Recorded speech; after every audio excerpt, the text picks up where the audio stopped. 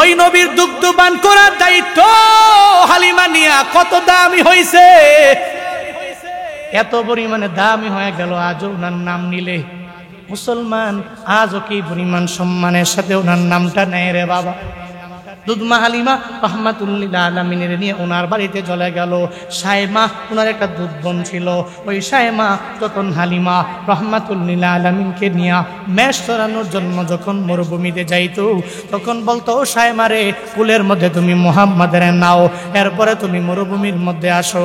দুধ বোন সায়মা নবীরে কুলের মধ্যে নিয়ে আস্তে আস্তে ঘরে নিজের মায়ের সাথে যখন মরুভূমির মধ্যে যায়, মরুভূমিতে যাইয়া একটা পর্যায়ে যখন নবীজি যুগের মধ্যে একটু ঘুম ঘুম ভাব চলে আসে, ওই সায়মা দুধ বোন রহমাতুল্লিল আলামিনকে তার পায়ের মধ্যে শোয়াইলো।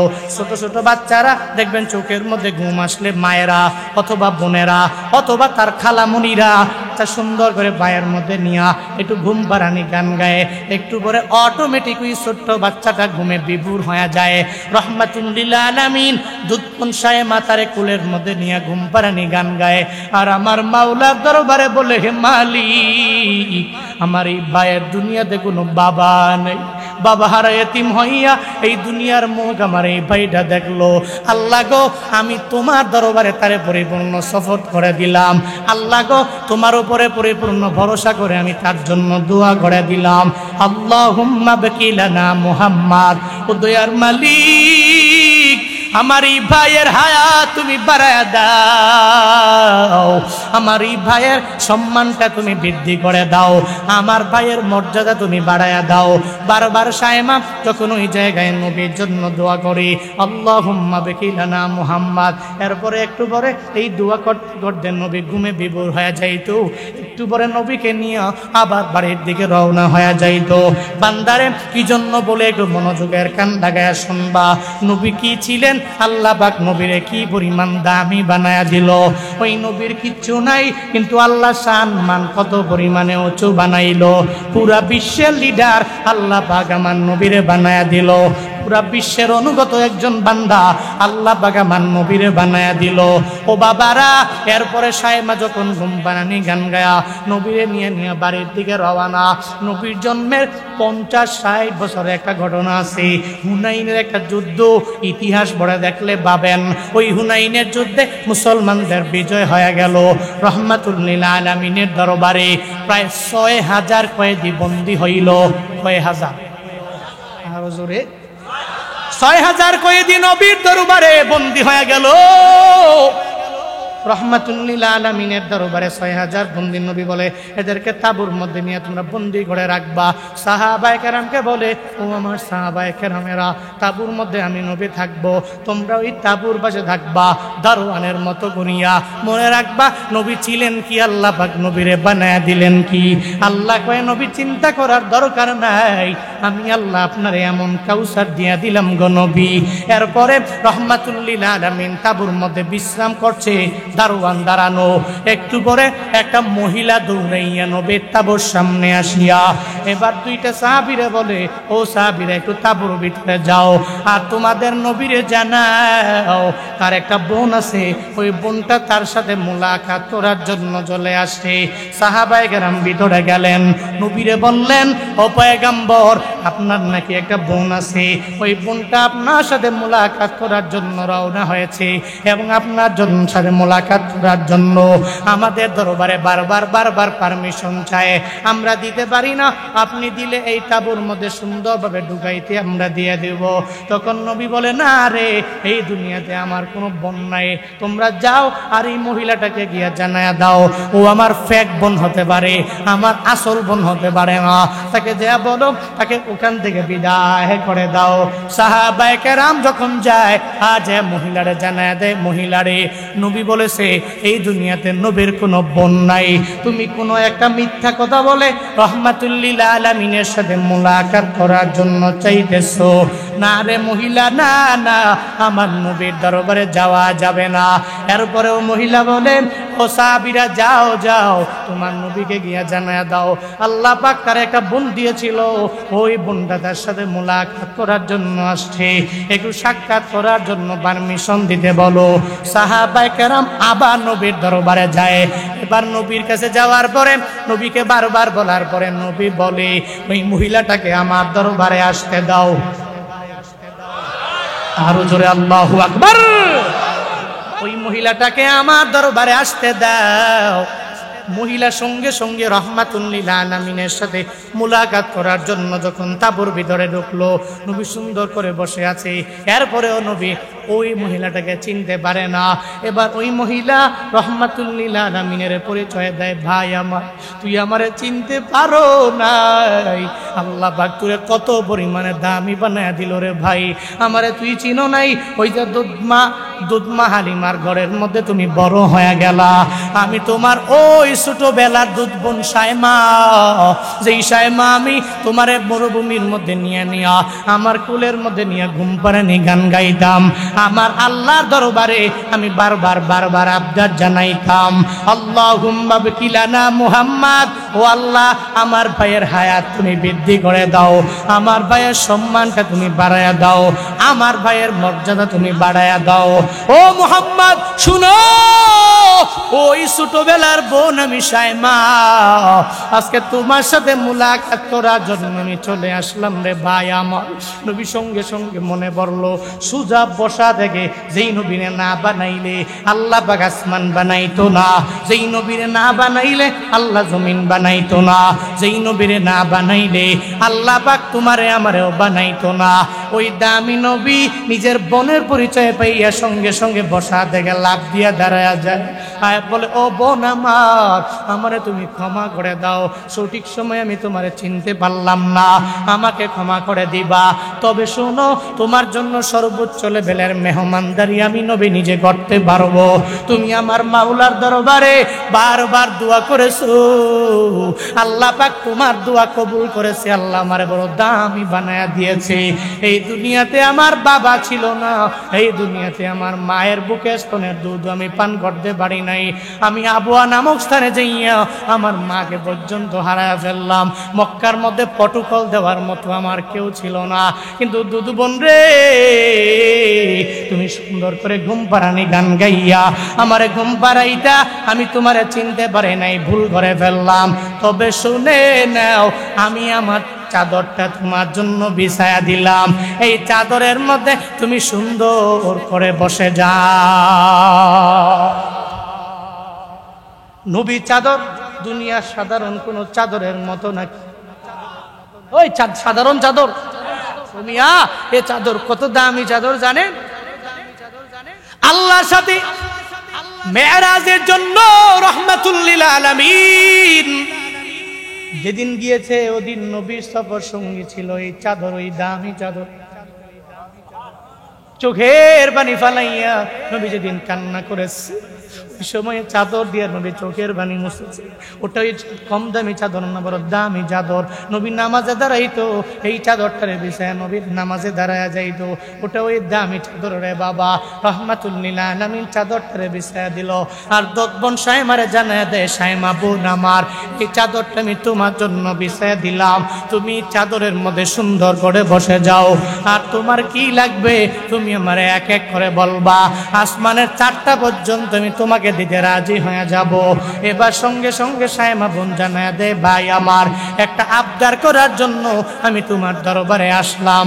হুনাইনের যুদ্ধে জিহাদ করার পরে 6000 কয়েদি বন্দী হয়ে গেল, ওখানে একজন আছে আমার স্বামী, আমি জানি আমার ভাইয়ের দরবারে আসলে আমার ভাই ফেরত দিবে না, আমার ভাই যদি একজনকে মুক্ত করে দেয় এরপরে এর জন্য কারো কাছে জবাব দিয়ে করা লাগবে না।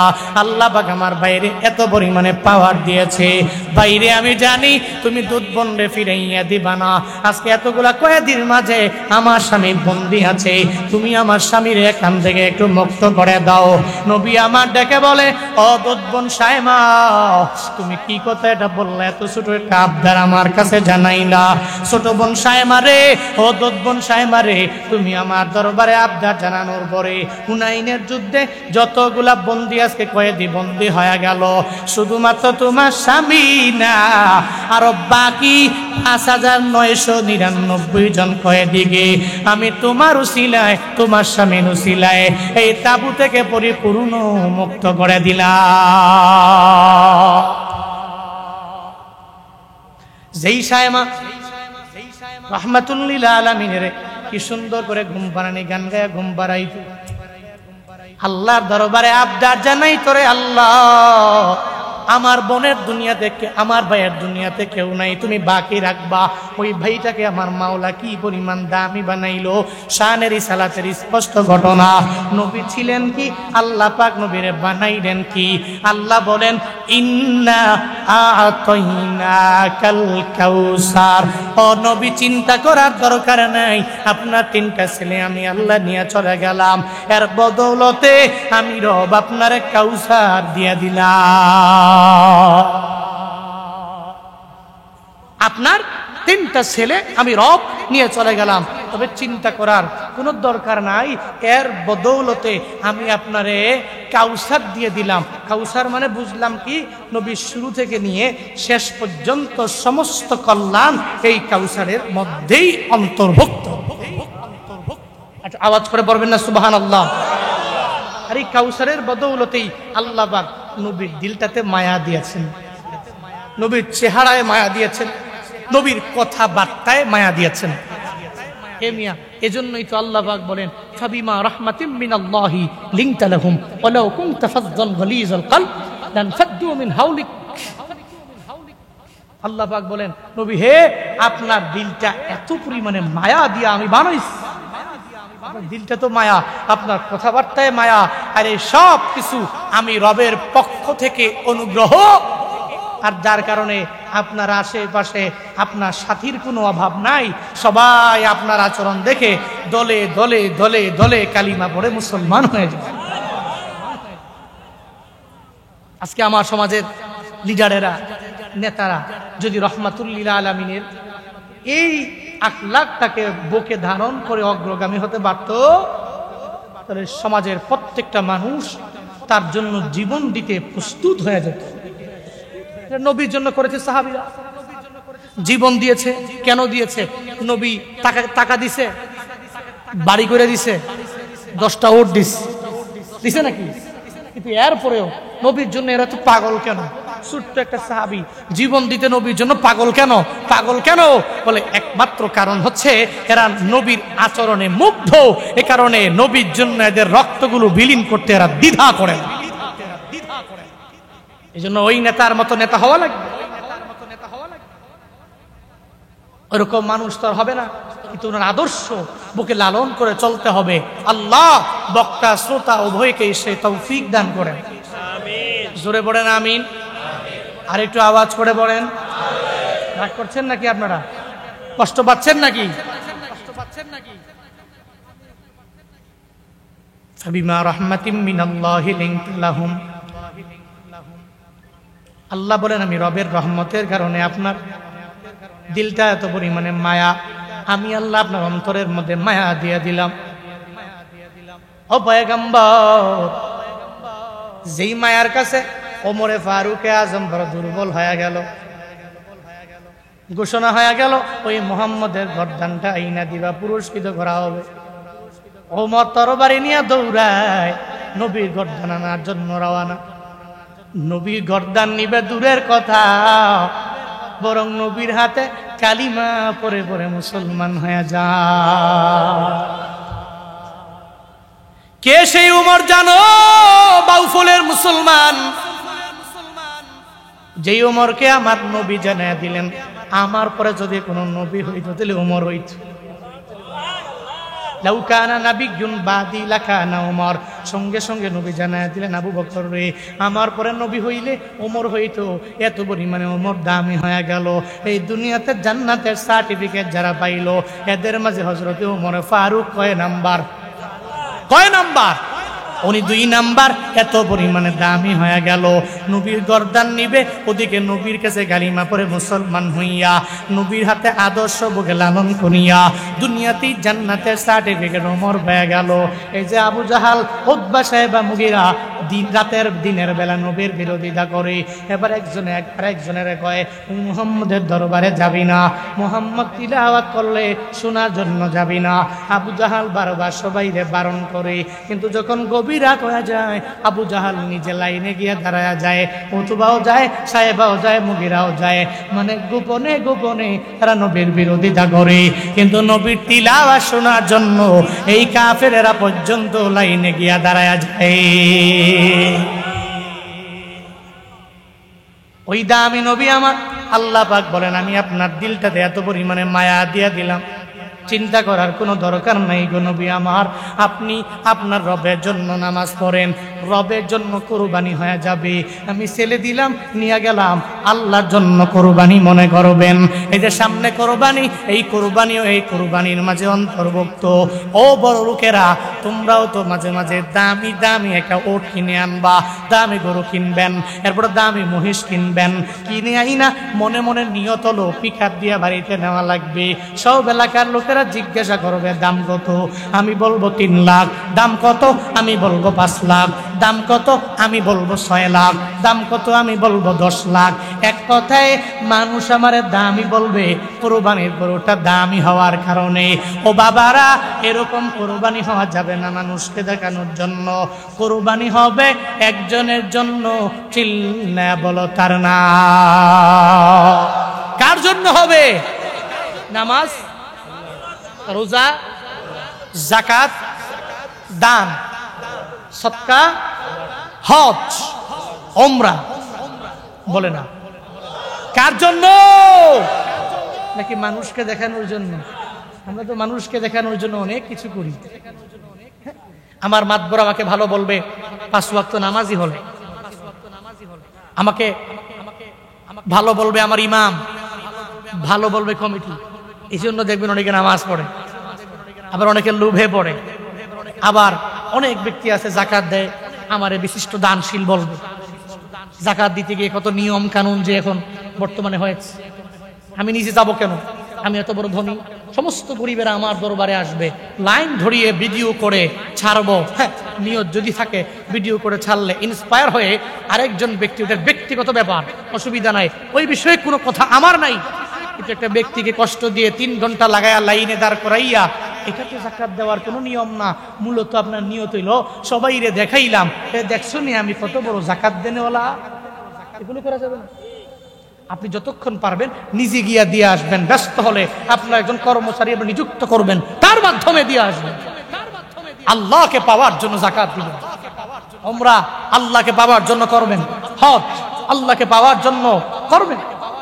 কিন্তু হাজী সাহেবরা তো মাঝে মাঝে হজ করে মানুষকে দেখায়। তো ওই যে হাজী সাহেব বলছে, একজন নতুন মেহমান আসছে ঘরের মধ্যে, আইনা বলতেছে, এই আমার ঘরওয়ালি, এই পরিবার। আগের দিনের মুরব্বীরা বলতো পরিবার, এখন বিভিন্ন কিছু নাম টাম আছে, কলিজা বলে, এই বলে, ওয়াইফ বলে, কালবি বলে, কত কিছু বলে। ডাক দিছে, ঘরওয়ালিকে ডাক দিয়ে বলতেছে, ঘরের মধ্যে কি আছো? একটু আমি 3য় বার হজে গিয়া যে কাপগুলো আনছিলাম, ওই কাপগুলো দিয়ে একটু মেহমানটাকে চা দাও। কথাটা বুঝেন নাই? 3য় বার হজে গিয়া যে কাপগুলো আনছি, ওই কাপ দিয়ে তুমি চা দাও। এর মানে অন্তত পক্ষে মেহমান এতটুকু বুঝতে পারো, আমি যে 3 বার হজ করছি, 3 বার হজ করার সময় কাপ আনছি, 3 বার করছি দেখেই তো বলছি। এর মানে মেহমানকে বুঝাইয়া দিল যে আমি যে হজ করছি, হাজী সাহেব এখন থেকে আর নাম ধরে রাখেন না, যাই ডাকবেন হাজী আব্দুল অমক, এটাই বলি। সারা বিশ্বে আমি কোথাও পাই নাই বাংলাদেশের মতো হাজী না বলে রাগান্বিত হয়ে যায়। সারা বিশ্বে সমস্ত হাজিরা আলহাজ লাগায়। কিন্তু আমরা হজ করে আসতে পারলেই আলহাজ যদি আমার কেউ না কইছে, হাজি যদি না কইছে, মাথা গরম। 6 লাখ টাকা দিয়ে হজ করছি, সে আমার হাজি কয় না? কি আছে না নাই? আল্লাহ আমাদেরকে বুঝদান করেন। মনে রাখবেন, কষ্ট করে এত আমল করেন, যদি আল্লাহর দরবারেই না যায়, কি জবাব দিবেন? কি লাভ হবে? সব আল্লাহ আমাদের সবাইকে বুঝ দান করেন। আল্লাহ আমাদের সবাইকে সঠিক পথে পরিচালিত করেন। একটু জোরে করে পড়েন আমিন। নামাজ কার জন্য? কোরবানি কার জন্য? ইন্না সালাতি ওয়া নুসুকি ওয়া মাহইয়ায়া ওয়া মামাতি লিল্লাহি রাব্বিল। আমার নামাজ, আমার কুরবানি, আমার জীবন, আমার মরণ সব কার জন্য? আমার জীবন, আমার মরণ প্রভু গো সবই তোমারই জন্য, প্রভু গো সবই তোমারই জন্য। আমার জীবন, আমার মরণ প্রভু গো সবই তোমারই জন্য, প্রভু গো সবই তোমারই জন্য। আমি যে পাপী খোদা বড় অসহায়, পথ ছেড়ে থাকি ক্ষমার আশায়, পথ ছেড়ে থাকি ক্ষমার আশায়। যদি এ মিনতি কবুল না করো, যদি এ মিনতি কবুল না করো, বলো কার কাছে হাত পাতিব? আমার জীবন, আমার মরণ প্রভু গো সবই তোমারই জন্য, প্রভু গো সবই তোমারই জন্য। আমার জীবন, আমার মরণ প্রভু গো সবই তোমারই জন্য, প্রভু গো সবই তোমারই জন্য। মারহাবা। কার জন্য? আমার জীবন, আমার মরণ, আমার কুরবানি, আমার নামাজ সব হবে লিরিজয় মাওলা, আমার আল্লাহকে সন্তুষ্ট করার লক্ষ্যে। আল্লাহ পাক নবীরে জানায়া দিলেন, নবী আপনি নামাজ পড়েন আল্লাহর জন্য, কুরবানি করবেন আল্লাহর জন্য। সূরা কাউসারের 2 নম্বর আয়াত, ফাসাল্লি লিরাব্বিক ওয়ানহার, আয় ওয়ানহার লিরাব্বিক, আপনার রবের জন্য নামাজ হবে, রবের জন্য আপনি কুরবানি করুন। আল্লাহ পাক নবীরে জানায়া দিলেন, এই যে ধরেন এই যে এখানে এতগুলা মানুষ আসলো, এই মানুষকে যদি বারবার হুজুরেরা নামাজের কথা বলি, এই মাহফিল শোনার পরে সব মানুষ কি নামাজি হবে? হবে? সব মানুষ আল্লাহওয়ালা হয়ে যাবে? সবাই নামাজি হবে না, সবাই আল্লাহওয়ালা হয়ে যাবে না, সবার কপালে হিদায়াত জুটবে না। দেখবেন হুজুরেরা বারবার বারবার বয়ান করে, একই বয়ান, নামাজের বয়ান, রোজার বয়ান, যাকাতের বয়ান, নেক আমলের বয়ান, সব একই বয়ান, একই কথা। সব হুজুরেরা বারবার বারবার বারবার আপনাদেরকে বলে, ও মুসলমানেরা একটু নামাজে যাও, ও মুসলমানেরা একটু রোজা রাখো, ও মুসলমানেরা একটু দান করো, ও মুসলমানেরা একটু যাকাত দাও। বারবার যে বলে, সবাই তো হিদায়াত পায়া পরিপূর্ণ আল্লাহওয়ালা হয়ে যাবে না। মনে রাখবা, কোন কারণে, কোন দানের কারণে, কোন নামাজের কারণে, কোন আমলের কারণে আমার মাওলা হিদায়াত দেয়, এটা দুনিয়ার কেউ বলতে পারে না। আমি জুনায়েদ আল হাবিব বলতে পারবো না, কেউ পারবে না। দুনিয়ার কোন শায়েখ বলতে পারবে না, স্কলার বলতে পারবে না কোন সময়ে কোন কথার দ্বারা, কোন দানের মাধ্যমে, কোন আমলের মাধ্যমে আল্লাহ পাক বান্দাটাকে হিদায়াত নামক দৌলত দিয়া দেয়। এজন্য মনে রাখবা, মাঝে মাঝে দেখবা মানুষের জীবনে পরিবর্তন আসে, ওইটা দেখে হাসবা না, তুমি নিজের পরিবর্তন করার জন্য অগ্রগামী হয়ে যাও। হাসা যাবে না।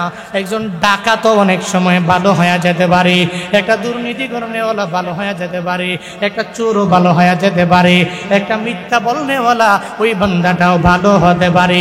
ছোট্ট একটা ঘটনা বলি রে বাবা, এই যে কপালে যদি হিদায়াত থাকে, বিভিন্ন মাধ্যমে আল্লাহ পাক হিদায়াত দিয়া দেয়। কুফা নগরে একজন ডাকাত ছিল, ওই ডাকাতের নাম হলো বসিরউদ্দিন নামক ডাকাত। ওই ডাকাত 40 জন ডাকাতের বড় লিডার, বড় নেতা। ওই বসিরউদ্দিন প্রতিদিন রাতের বেলা ডাকাতি করার জন্য রওনা হয়ে যায়, মানুষের দরবারে লুটপাট করে। ডাকাতের কাজ কি? মানুষের ভয় পায় না, চুরি টুরি দেখাইয়া, বিভিন্ন অস্ত্র দেখাইয়া মানুষের মালগুলো নিয়ে যায়। ডাকাতেরা বান্দার হক এত পরিমাণে নষ্ট করে। ওই বসিরউদ্দিন ডাকাত কিন্তু ঘরের মধ্যে একটা রমণী পেয়েছে, স্ত্রী পেয়ে গেছে। ডাকাতের বউয়েরা, সন্ত্রাসের বউয়েরা দেখবেন এরা অনেক আল্লাহওয়ালা হয়ে যায়, এরা খারাপ কাজ করে না, এরা বারবার নিজের স্বামীর ধমক দেয়। চুরের বউরা ভালো হয়, ডাকাতের বউরা ভালো হয়, কিন্তু হুজুরদের বউরা বেশি ভালো হয় না। রহমাতুল্লিল আলামিনকে আমার মাওলা 3টা ছেলে দিলেন, 3টা ছেলে আমার মাওলা নিয়ে চলে গেলেন। রহমাতুল্লিল আলামিনের মেয়ে ছিল, কিন্তু দুনিয়ার মধ্যে কোনো ছেলে দুনিয়ার মধ্যে বেঁচে ছিল না। 2টা ছেলে আল্লাহ দিলেন। আল্লাহ পাক যখন নিয়ে চলে গেলেন, 3 নাম্বার ছেলের নাম হলো ইব্রাহিম রাদিয়াল্লাহু আনহু। এই 3 নাম্বার ছেলেটা আল্লাহ পাক যখন আবার তার ভিতরে একটা অসুস্থতার নিয়ামত দিয়ে দিলেন, নবীর মনটা বড় খারাপ। আল্লাহ পাক আমারে 2টা ছেলে দিল, আবার নিয়ে চলে গেল। 3 নাম্বার ছেলে অসুস্থ হয়ে বলল। নবী যেখানেই যায়, পুত্র ইব্রাহিমের জন্য নবী যেখানেই যায় চোখের পানি ফালায়া ফালায়া কান্না করে। আল্লাহর কাছে বলে, ও দয়ার মালিক, 2টা ছেলে তুমি আমারে দিলা, নিয়ে চলে গেলা, তবে 3 নাম্বার ছেলেরে নিবা না। আমার দুশ্মন যারা আবু জাহাল, উতবা, সাইবা, মুগিরাদের সন্তানের অভাব নাই, কিন্তু তুমি আমারে যাই ছেলে দাও, এই সব ছেলেগুলো তুমি উঠে নিয়ে চলে যাও মৃত্যুবরণের মাধ্যমে। নবী বারবার যখন আমার মাওলার দরবারে আবদার জানায়, আল্লাহ গো, এই ইব্রাহিম আমার ছেলেটারে তুমি নিয়ে যাবা না, কিন্তু আল্লাহ পাক নবীর অল্প কিছু নেওয়ার মাধ্যমে আমার নবীরে দিতে চায় অনেক পরিমাণে বেশি। আল্লাহ পাক 3 নাম্বার ছেলে ইব্রাহিম রাদিয়াল্লাহু আনহুকে উঠে নিয়ে চলে গেলেন। 3টা ছেলে আল্লাহ পাক দিলেন, নিয়ে চলে গেলেন। নবীর মনটা কি পরিমাণে খারাপ হয়ে গেল। যেখানেই যায় চোখের পানি ফালায়া ফালায়া বারবার নবী কান্না করে। ও পটুয়াখালী বাউফলের মুসলমান, আপনার ছেলেটার জন্য আপনি কত পরিমাণে পাগল হয়ে যান। আল্লাহ যদি আপনার একটা সন্তান আপনার স্ত্রীর গর্ভের মধ্যে দিয়া দেয়, আপনি কাজের মধ্যে মন বসে না। আবার দুনিয়ার মধ্যে সন্তানটা আসার পরে আপনি সন্তান যদি আপনারে বলে, বাবা আমার রাত 1টা বাজে, আমার একটু ফল খাইবার বড় মনে চায়, আপনি দৌড়াইয়া ফল দোকানদারের বাড়ির মধ্যে রওনা, যে ওই ফল দোকানদারে উঠাইয়া বলেন, এই ফল দোকানদার, তুমি এই বাজারে কনক দিয়ে আসা লাগবে, আমার সন্তান ফল খাওয়ার জন্য আমি বাবার কাছে আবদার জানাইছি, আমি একটা বাইক নিয়ে দৌড়াইয়া তোমার বাড়ির মধ্যে চলে আসলাম, তুমি ফল আমায় দাও, আমি আমার সন্তানের যতক্ষণ পর্যন্ত আমি না খাওয়াবো ততক্ষণ পর্যন্ত আমি বাবার মন শান্তি হবে না, আমি শান্ত হতে পারবো না, আমার কলবটা পরিপূর্ণ প্রশান্ত হবে না রে দোকানওয়ালা। এই বাবারা একটা সন্তানের জন্য তুমি এত পরিমাণে পাগল বাড়া হয়ে গেলা। আমার পয়গম্বর উনিও তো তোমার আমার মতো একজন বাবা ছিল। আল্লাহ পাক যারা 3টা ছেলে দিলেন, 3টা ছেলে উঠায় নিয়ে চলে গেলেন। নবীর মনটা একদিক থেকে খারাপ হয় নাই, ওদিকে আবু জাহাল, উতবা, সাইবা, মুগিরা নবীরে দেখতে পারে না। সর্বাবস্থায় রাহমাতুল্লিল আলামিনের ব্যাপারে গোল মিটিং করে। আর আবু জাহাল কয়, উতবা, মুহাম্মদ বারবার আল্লাহর কথা বলে, বারবার কালিমার দাওয়াত দেয়, কিন্তু মুহাম্মদের তো এই দুনিয়াতে নাম নেওয়ার মতো কেউ থাকবে না, ও তো আবতার হয়ে যাবে, মানে নিঃসন্তান হয়ে যাবে, তার নাম কেউ নিবে না। আবু জাহাল উতবারে বলে, উতবা সাহেবারে বলে, সাহেবা মুগিরারে বলে, একজন আর একজনকে বলে, একটা পরাজয় সন্তান হারানোর নবীর বেদনা। অন্যদিকে আবু জাহাল বারবার নবীরে নির্বংশ বলে গালি দেয়, আমার পয়গম্বরে বারবার আপনার বলে গালি দেয়। আল্লাহ পাক আমার নবীর মন খারাপ দেখে জিবরাইল জানায়া দেয়, ও জিবরাইল, আমার নবীর দরবারে যাও, আমার নবীর দরবারে গিয়া সূরা কাউসার নিয়ে যাও, রাহমাতুল লিল আলামিনকে গিয়া জানায়া দাও আমি আল্লাহ তিনটা ছেলে নবীকে দিলাম, নিয়ে চলে গেলাম, চিন্তার দরকার নাই।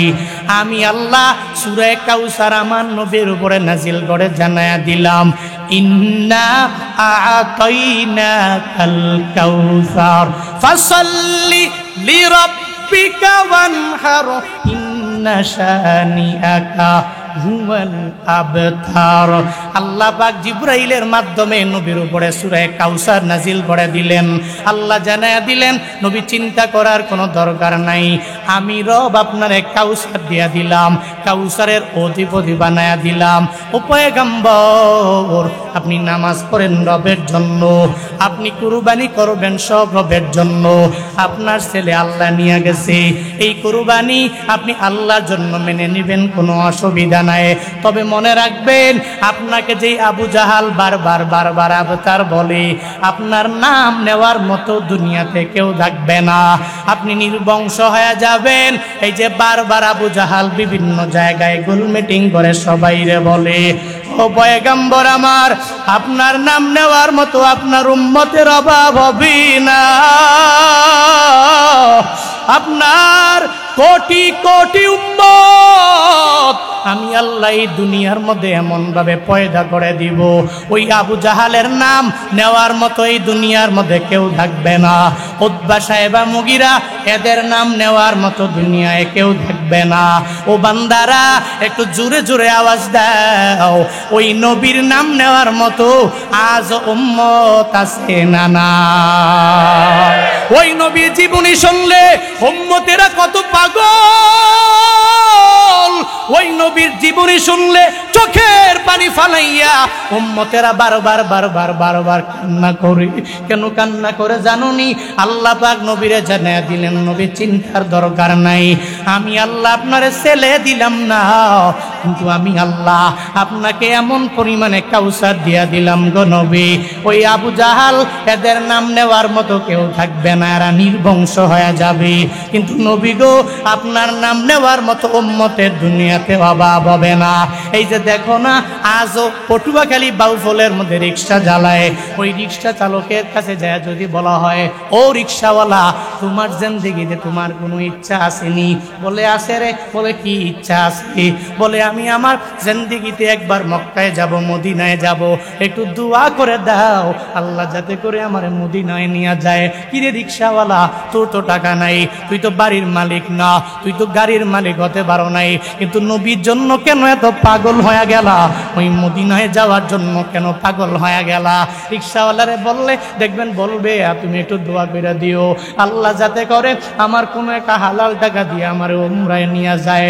মনে রাখবা, ওই নবীর জন্য আজ উম্মতেরা চোখের পানি ফালায় কান্দে।